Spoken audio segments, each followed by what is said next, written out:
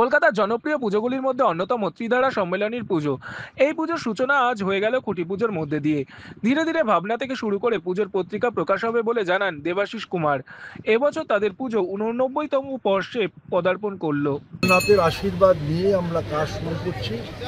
প্রভু জগন্নাথের আশীর্বাদে প্রতি বছর যেরকম মানুষ এখানে এসে তার প্রত্যাশা অনুযায়ী আমাদের মণ্ডপ দেখতে পারেন, প্রতিমা দেখতে পারেন। এবারও আমরা প্রভু জগন্নাথের কাছে এই আশীর্বাদ চাইব, আমরা যেন মানুষের প্রত্যাশা পূরণ করতে পারি।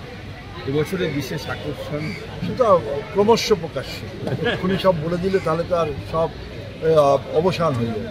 সবাই অপেক্ষা করছে। হ্যাঁ, আমরা জানি এবং যেটাই এই জন্য আমরা ফেজ ওয়াইজ করি। আজ এই খুঁটি পুজো দিয়ে শুরু, এরপর আমাদের শারদ পত্রিকা প্রকাশনা আছে, তারপর থিম আছে, সেদিনকে আমরা থিম বলে দেব। এবারে থিম মিউজিক কে করছে?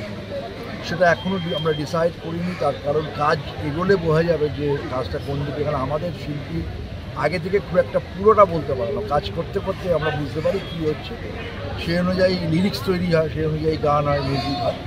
কলকাতা থেকে নিজস্ব প্রতিনিধি রিপোর্ট, এনএম নিউজ। আরও খবরের আপডেট পেতে সাবস্ক্রাইব করুন আমাদের ইউটিউব চ্যানেলটি আর বেল আইকনে ক্লিক করুন নোটিফিকেশনস পেতে।